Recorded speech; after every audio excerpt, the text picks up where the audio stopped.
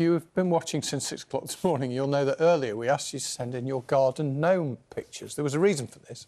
That's because the Chelsea Flower Show has said that this year it is going to lift its ban on garden gnomes. So we're going to see them all over Chelsea. Yeah, and we're going to see them all over your screens now. You didn't let us down, so here is Sherlock and Dr. Watson, sent in by Kaz. Apparently, these two stand at 3 feet tall. Most of it's hat, by the looks of it. Janice sent in her collection of gnomes. Wow. These are in her garden in Hampshire. There's even 2 riding a dolphin in there, apparently. Let me introduce you to Buster in Cheltenham. There he is.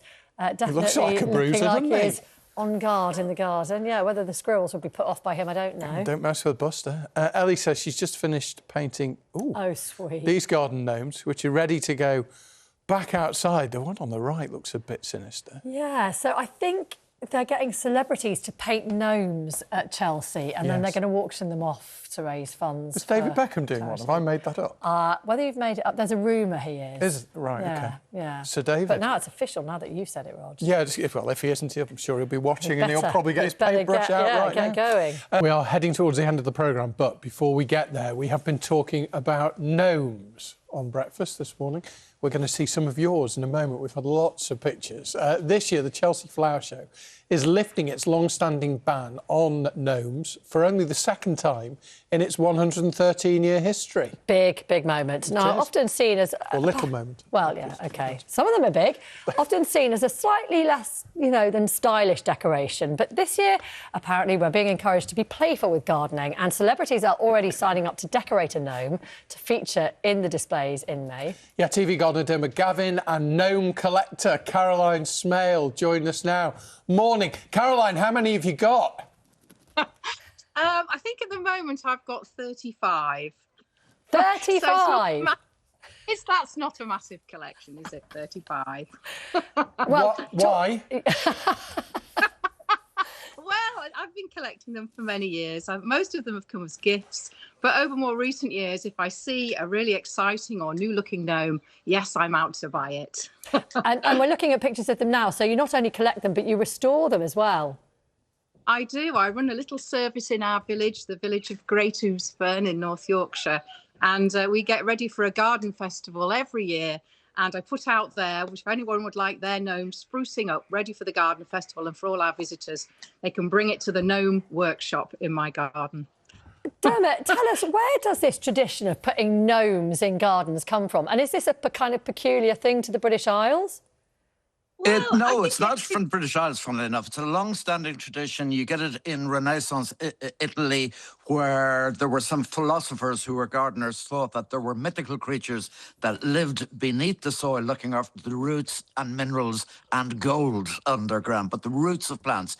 And then it became a big thing in Germany for where people believe in kind of spirits underground, again, that looked after plants and looked after the soil. And then German craftsmen at the start of the 18th century started making them from terracotta and painting them in very bright colours. And eventually they were brought over to the UK.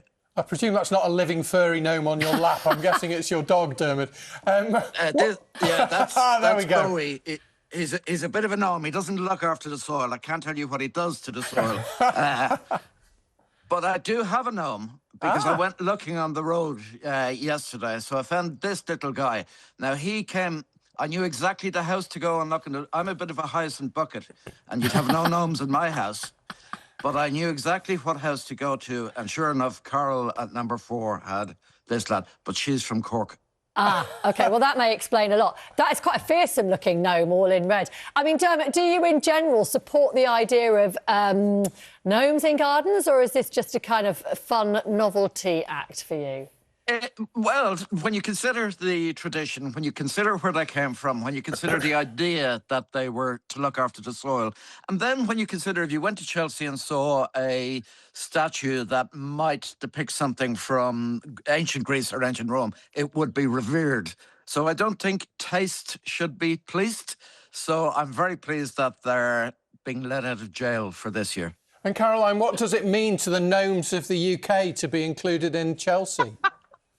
Well, they're all absolutely delighted, aren't they, the gnomes of the UK? And finally, they're getting the recognition that they should have as a good British ornament in the garden. And they cheer everybody up, and they're lots of fun, aren't they? Yeah, absolutely. I think that thing about cheering everyone up, I particularly remember when the children were small, seeing gnomes in gardens was such a great attraction. But do you think, Caroline, we are just terribly snobby about these things?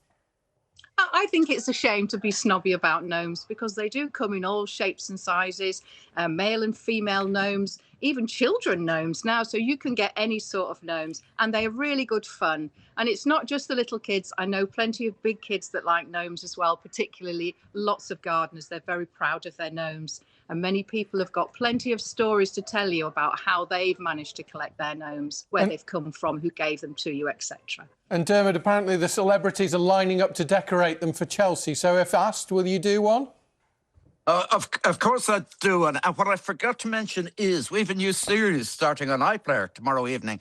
And I think there's one or two garden gnomes to be seen among the shrubs in Greatest Gardens, our new programme. Wonderful. And what are the other sort of big themes that you're expecting to see at Chelsea this year? What are the other trends?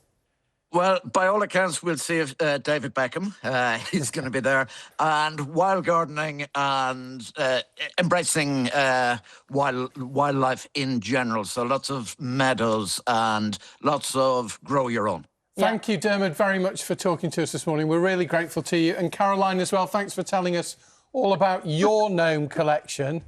We have had loads of pictures this morning.